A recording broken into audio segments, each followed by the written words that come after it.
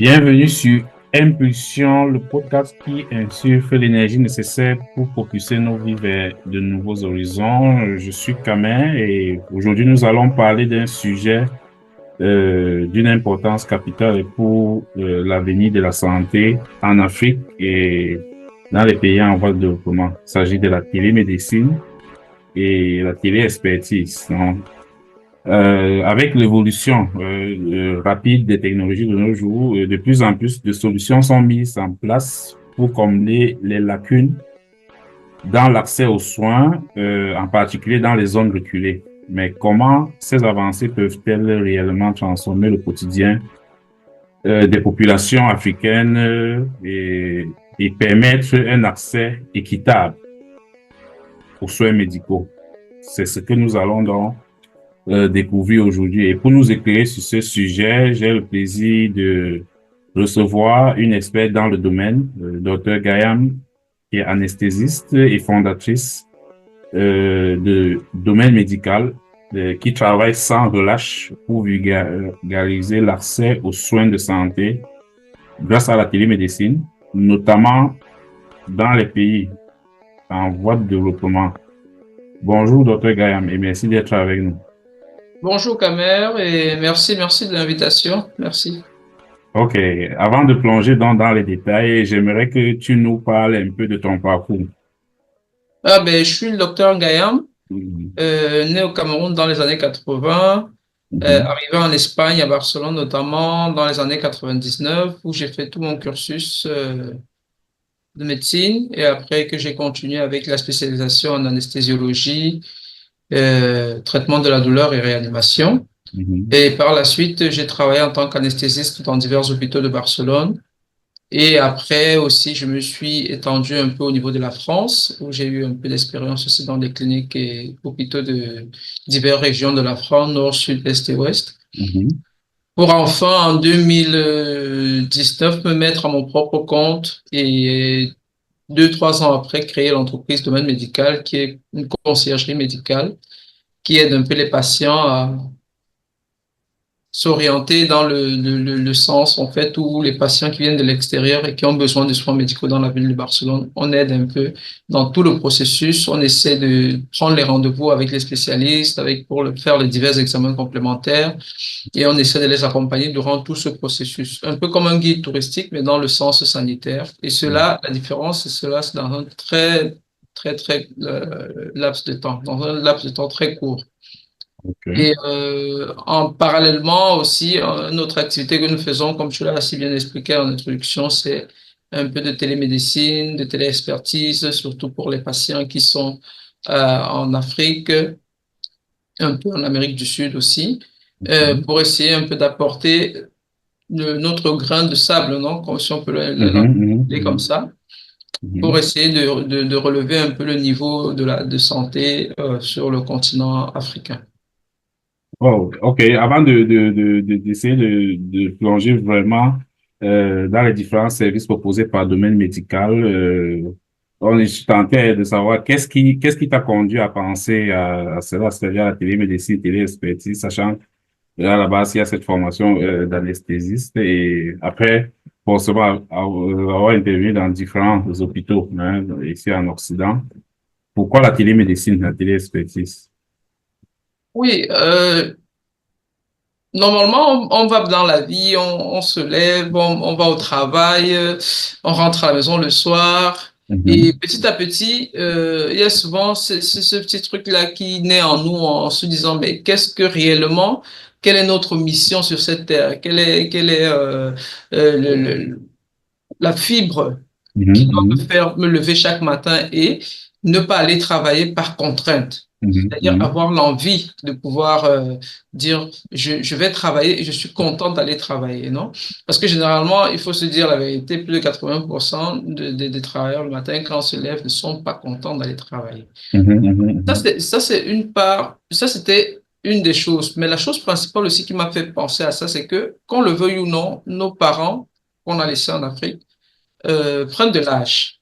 Ils prennent de l'âge et donc on n'a pas la facilité de pouvoir les amener ici comme on aimerait pour avoir des soins de santé de qualité. Mhm.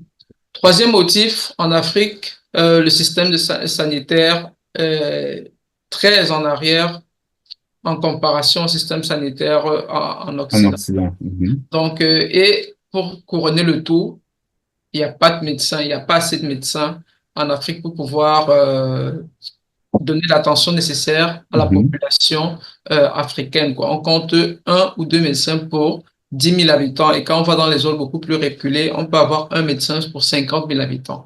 Donc, on voit clairement Oh, qu'il n'y a pas, il n'y a pas assez de personnel pour pouvoir satisfaire la demande, oh, la si hein. grande demande qu'il y a. Donc, tout cela m'a donc amené à penser que, bon, c'est vrai, je suis anesthésiste, je gagne bien ma vie, je suis dans un dans un certain confort ici, mais Mhm. que puis-je apporter au mien? Que Mhm. puis-je faire pour la population, pour mes semblables? Mhm. Et ben, j'ai cru que c'était une très bonne manière de pouvoir non seulement donner un coup de main à mes collègues en Afrique, mais aussi aider la population à pouvoir avoir aussi accès aux soins de qualité. Comme l'OMS le dit, c'est un droit fondamental, non? Pour Oh. tous. Donc, on comprend très bien le slogan, hein, la médecine d'ici, là-bas. Hein, ça, c'est Exactement. sûr que... Donc, maintenant que nous avons donc exploré ce qui t'a conduit à la télémédecine, on plonge un peu plus profondément dans les défis concrets, parce qu'il y en a toujours, que le Mhm. système de santé africain, parce que tu as parlé du manque de personnel médical, les infrastructures limitées. Une question se pose maintenant. Comment donc la télémédecine et la télémédecine peuvent-elles réellement changer la donne dans ces contextes souvent difficiles? La télémédecine apporte son grain de sable dans le sens où, Mhm. comme on dit souvent, le monde est en train de changer, le monde est en train de changer à très grands pas. Mhm. Dans le monde actuel dans lequel nous vivons, on le voit de plus en plus aujourd'hui. Il y a des médecins qui se mettent aux États-Unis, ils opèrent les blessés de guerre en Iran, Mhm. en Inde et un peu partout dans le monde par robot, Mhm. non? Et donc, on est dans une étape où vraiment la médecine a pris un très grand gap par rapport à il y a 20 ans. Maintenant, si on va en Afrique, il y a beaucoup de techniques qui ne sont même pas encore implantées. Mhm. D'accord? Et qui demande peut-être beaucoup de moyens Et qui financiers. demandent beaucoup de moyens financiers Mhm. qui, je suppose, va être mis sur place petit à petit. Et quand je Mhm. regarde un peu l'évolution des sanitaires, dans les infrastructures sanitaires, surtout dans le pays duquel je viens, qui est le Cameroun, il y a petit à petit, on voit par exemple l'implantation de ce qui est des centres de dialyse, petit à Mhm. petit. Mais Mhm. ce sont des avancées qui sont très lentes. Évidemment, la population ne fait qu'augmenter, la population ne fait que avoir besoin des médecins. Donc, quand nous, on vient proposer la télémédecine, la téléexpertise comme un autre moyen, c'est pour essayer d'augmenter non seulement le nombre de médecins, mais en plus faciliter l'accès. Parce que c'est pas pareil se lever et aller à l'hôpital que étant à la maison, prendre son téléphone, prendre son ordinateur, prendre sa tablette, appeler un médecin à l'étranger et avoir une visite depuis le confort de son canapé. Ah, Donc ça, non seulement ça diminue le stress pour le patient, ça lui évite les déplacements et ça lui évite aussi les longues attentes parce qu'il n'y a pas assez de médecins. Donc ça réduit vraiment beaucoup de facteurs qui pourraient accélérer même la guérison si certaines maladies sont prises à temps, sont prises en charge à temps. Pardon. attends. Mhm. Mhm. Wow, wow, on a très bien compris, hein, on a bien compris l'importance, parce qu'il y a forcément face à les les défis que le système de santé en Afrique a à surmonter, et aussi tu l'as si bien des pays aussi en Afrique, en Amérique du Sud. Euh, mais si on passons maintenant aux solutions concrètes, hein, c'est-à-dire de manière concrète, la télémédecine, par exemple, et la téléexpertise offrent des opportunités révolutionnaires, comme viens de le dire, parce que pouvoir bénéficier hein, de l'expertise occidentale étant dans son confort. Hein, je sais pas si en Afrique, je crois que c'est vraiment une offre, quelque chose à saisir. Maintenant, qu'est-ce qui rend donc, selon toi, cette technologie-là si prometteuse en Afrique ou en Amérique Donc, ça dit ici, en fait, il veut ici qu'on essaie de découvrir comment elle peut transformer l'accès aux soins et améliorer vraiment la vie des millions de personnes. Mm.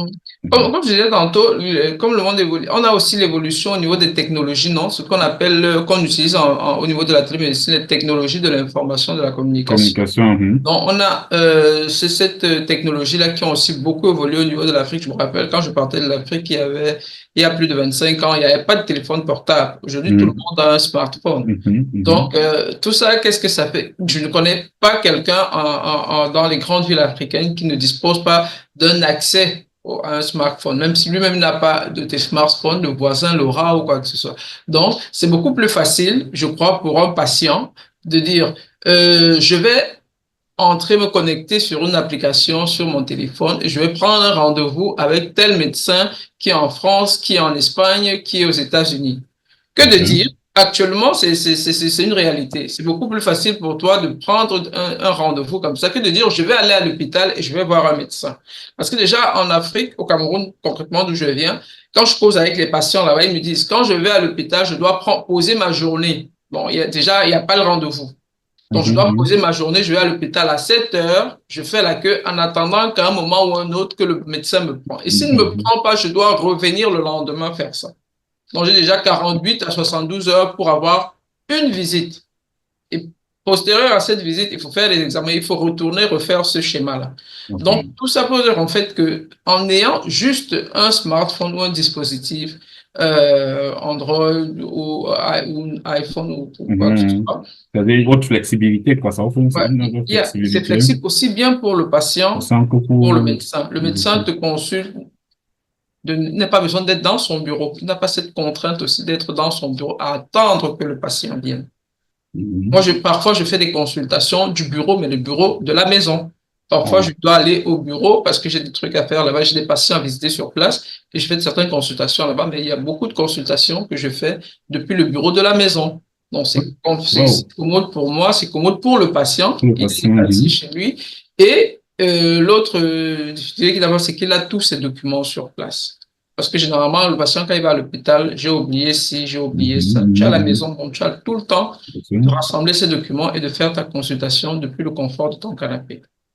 Et la Oh. téléexpertise consiste en quoi? Est-ce que on te fait la consultation, tu as une consultation avec l'expert dont tu présentes le problème. Si tu as un problème de cardiologie, tu as une consultation avec un cardiologue.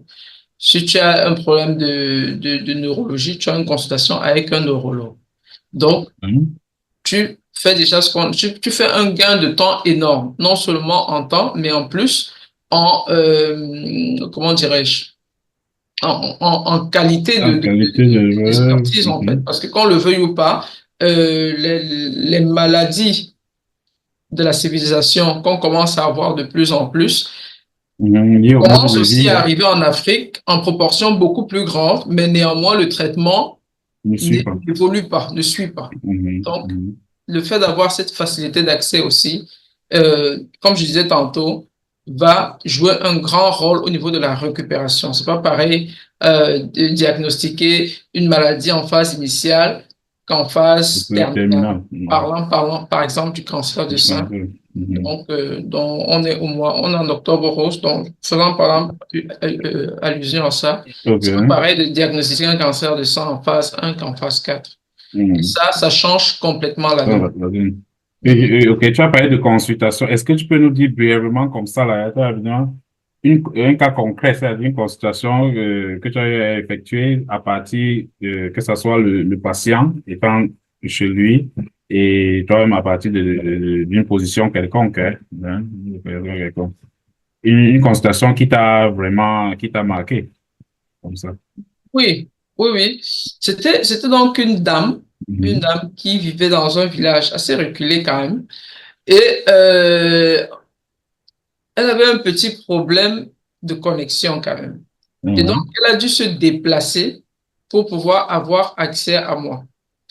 Et donc, la dame, elle avait un problème, je crois, pneumologique, donc de système Du seul respiratoire. récepteur, OK. Voilà. Donc, on a fait la consultation.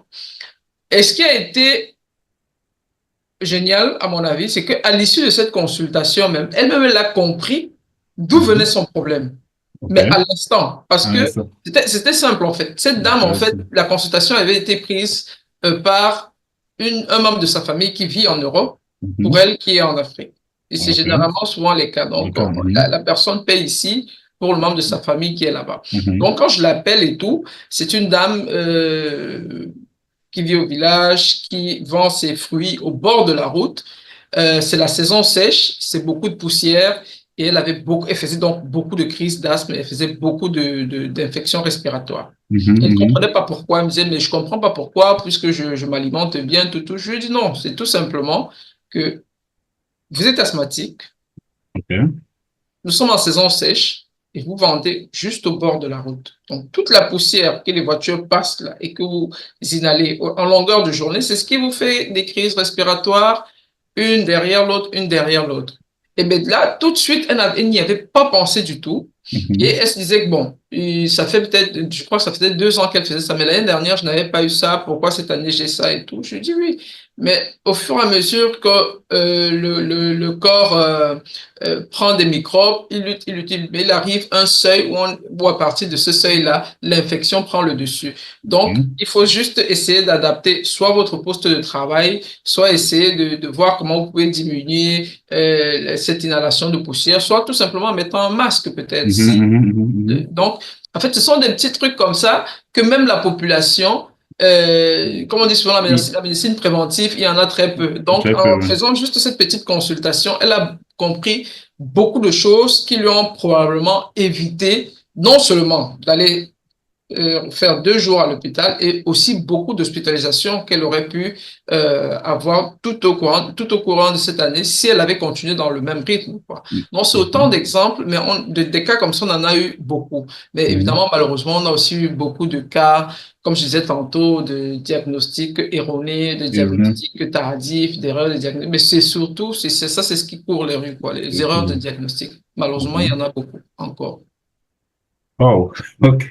Bon, après, on voyait, on comprend, donc, on a vu, on voyait comment la télémédecine peut, transforme ou peut transformer les soins. Avec ce cas pratique que tu viens de nous présenter, je trouve ça assez parlant parce que ça montre clairement, au-delà de la flexibilité, le niveau d'accessibilité. En fait, ça vient combler en réalité cette fracture sanitaire que nous avons clairement dans nos pays en Afrique ou en Amérique du Sud.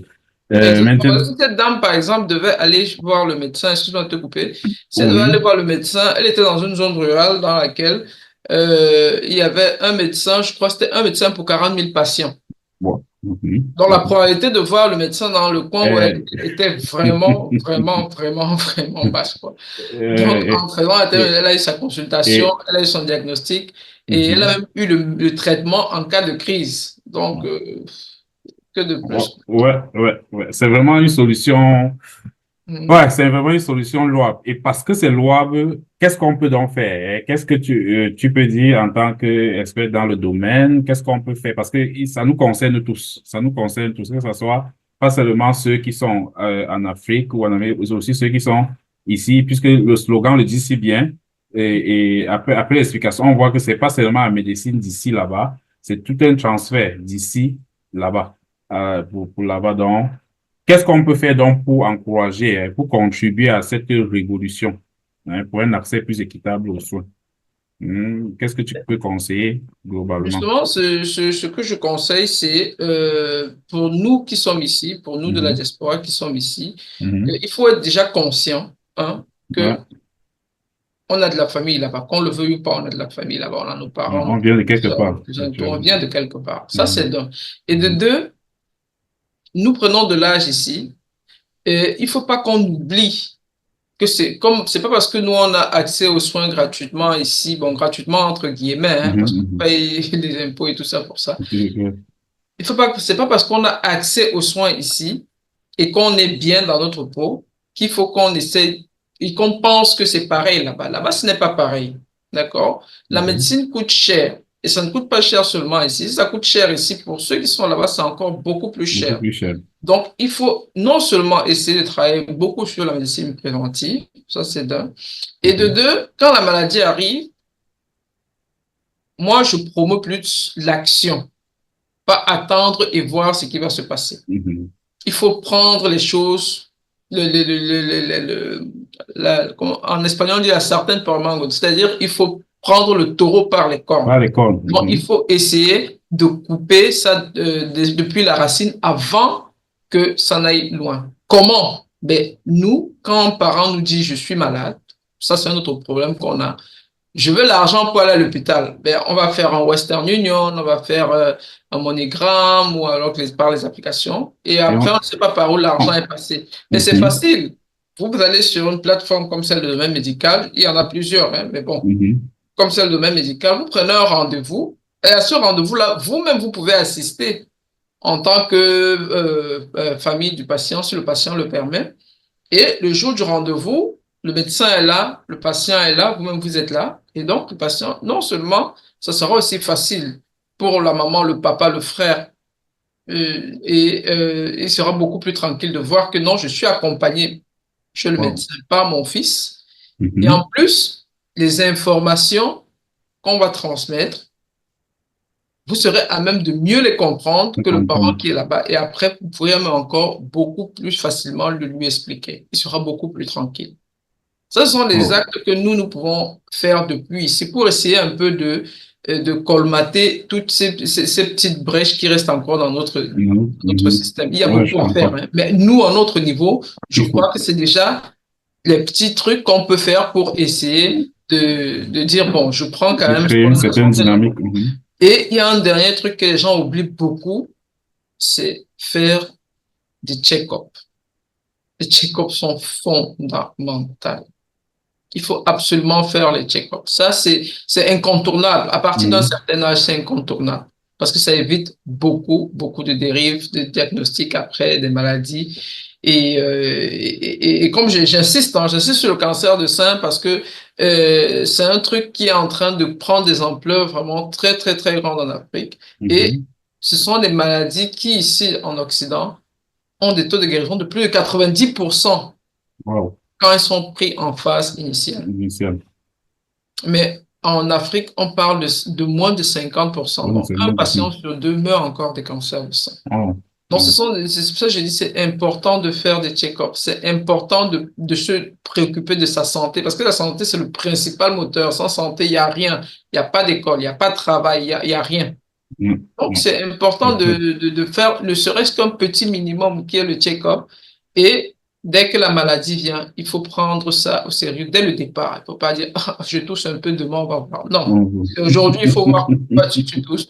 Et on essaie de mettre un frein à cela. Ou Je les ne dis centres, pas on va dire. nécessairement, oui, je ne dis pas nécessairement aller voir le médecin ce même jour. Mais si je Mhm. tousse, pourquoi je tousse? Est-ce que je Pas suis tout à allé fait. nager et j'ai eu un rhume? Et donc, oui, pour cela, peut-être qu'il faut que je prenne une tisane chaude ou avec un peu de citron pour essayer mais quelque chose. Mais il faut le faire. Il ne faut pas dire, ah, je crois que demain ça ira, je crois que demain ça ira. Non. Il Mhm. faut Mhm. couper ce genre de symptômes depuis la racine, quoi.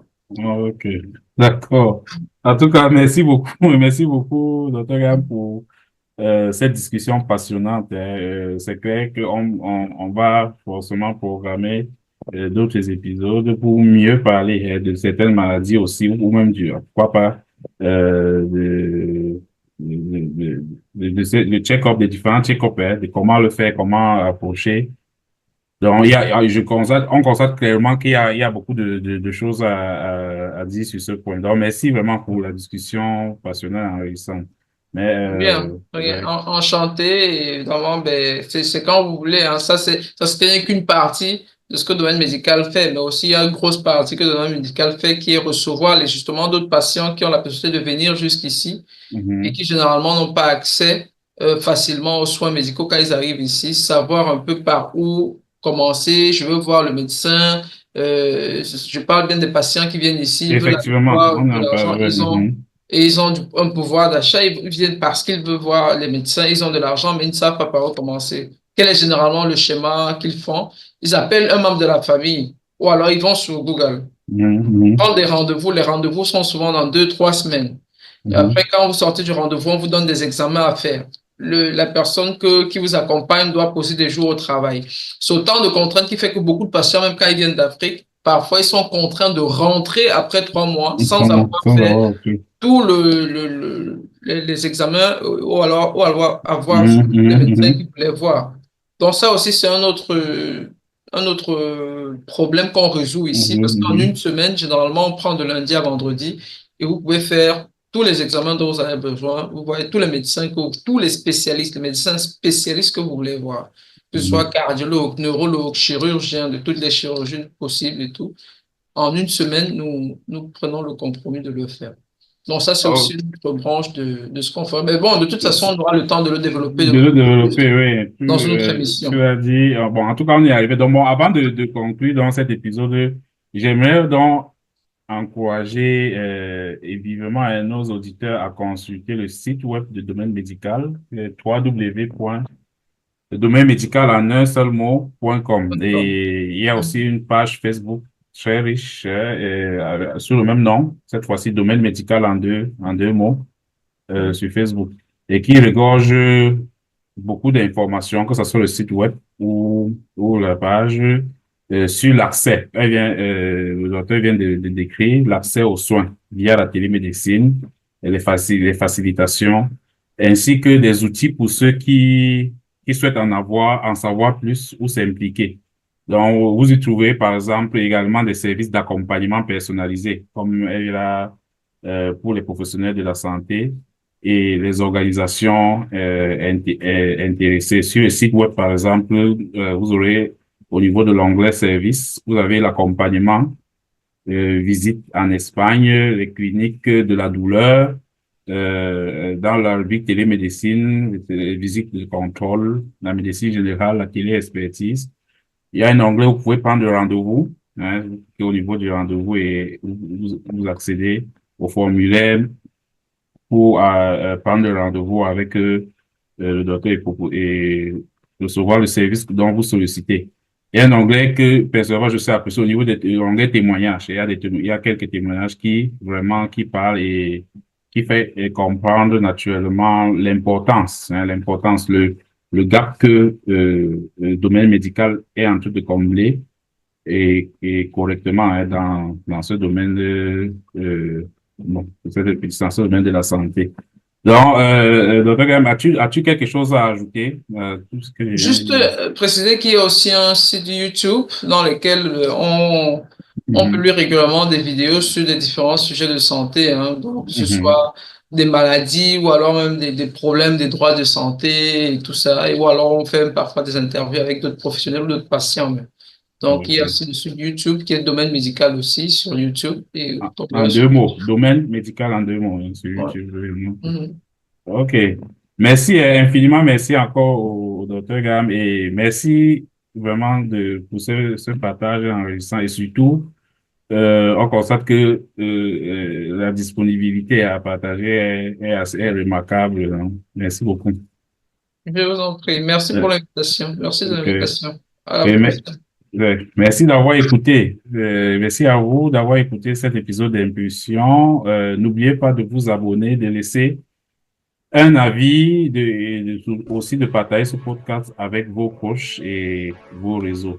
Connectons-nous et laissons-nous emporter par la vague d'impulsion qui nous pousse à explorer de nouvelles opportunités et à faire évoluer nos projets. Il est clair que la télémédecine peut jouer un rôle majeur pour combler les écarts dans l'accès aux soins en Afrique. Donc, à vous, chers auditeurs, de prendre part à cette révolution pour un accès équitable à la santé pour tous. Bye bye.